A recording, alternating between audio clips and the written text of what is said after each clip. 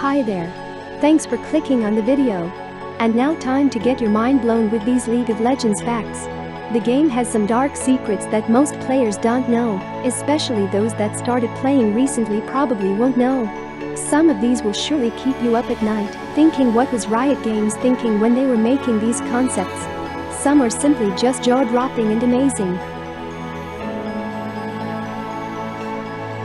The Shadow Isles are a mysterious and lore-filled place in the League of Legends universe, so here are a few tidbits you might have missed about it. Heartbreak and grief can lead people to do incredible things, and in League of Legends, the creation of the Shadow Isles is one of those things. With the release of the Viego riot, that opened up a heap of backstories and character connections in League of Legends we never knew about. But it wasn't always this way. Before the arrival of Callista, and subsequently Viego, the Shadow Isles were known as the Blessed Isles. This was a place of study and life and magical healing waters.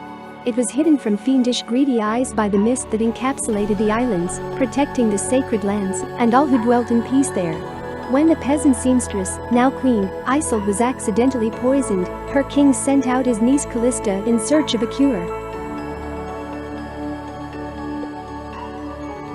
Laying his dead wife into the blessed waters of life did in fact bring Isolde back to life, but it was a half-life of torment and suffering. She stabbed her own husband in the heart, causing a surge of undead magic to taint everything around them. The blessed mists turned black, and every living thing was swallowed into the darkness of undeath. Elsewhere in this peaceful land lives Yorick, a talented monk envied by all his pious peers for his innate talent of speaking to the dead. The Brethren of the Dusk held symbolic shovels and helped those who had passed away find solace and calm in the afterlife. Each monk was given a vial of the waters of life, able to cure any ailment or injury if it wasn't time for someone to die. But when the black mist arrived at the small village, the monks flung the vials from their necks, screaming as though it burned, and each one succumbed to their new half-life. Yorick resisted the urge, and the mist avoided him entirely. Now he lives alone, wandering through the gathering souls, still trying to help them move on to an afterlife they'll never see.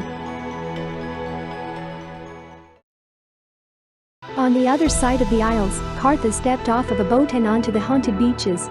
He'd heard rumors of such a place where death never claimed the dead, and much could be gleaned about the powers beyond. He'd always been a bit creepy, even as a child.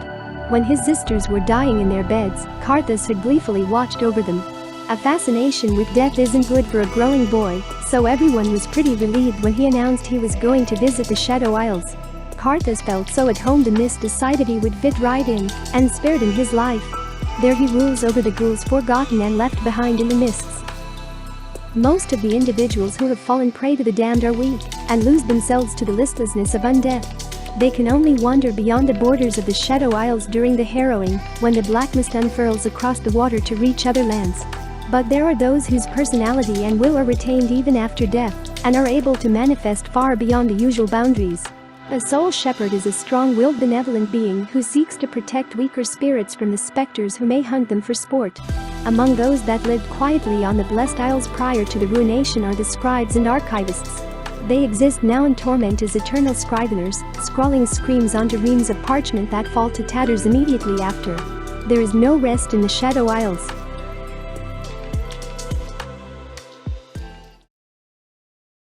The black mist of the Shadows Isles has ravaged great warriors such as Hecarim and Callista. It's adapted Karthus and Thresh to suit its whims. But this dark magic isn't omnipotent. There are those that can come and go among the wraiths as they wish. Yordles are beings of immense magic, with no natural lifespan and an innate aura of giddy glee. Then there's Vex. She seems to have been born to be a moody teenager, and when the black mist reached Bandle City, she followed it back to the source. When her own magic and the mists combined, it brought a shadow to life, which suits her just fine. However, the darkness had no effect on her, or the Yordle family members that periodically visit in hopes of taking her back home. There is hope yet in defeating the black mist, and it comes in the form of sparkly fluff balls.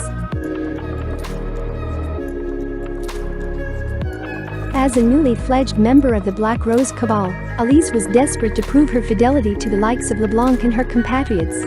So the aristocrat set off in search of powerful antiques to present them with, anything that may help the cause. However, deep in the dank tomb she found herself and lives a corrupt aberration, Vilma the spider god. Feeding on sacrifices brought by willing servants, Vilma has lived beneath the Shadow Isles for who knows how long. The god's venom mutated Elise, sprouting legs from her back and crippling her spine.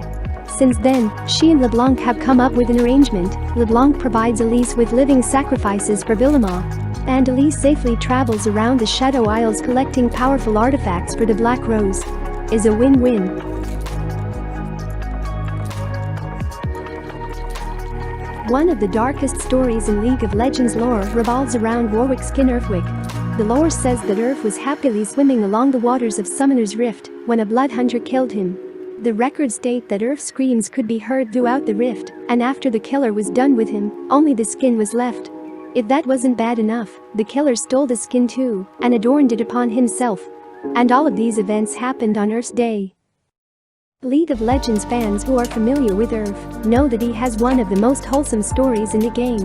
A humble Mainate with the heart of a warrior, but not the body of one nor the weapon to help him do so. He wanted to join the champions of Summoner's Rift. He adores Jack so much that he would wield the spatula and fish as his primary weapons, both symbolizing his passion and the traits of his people.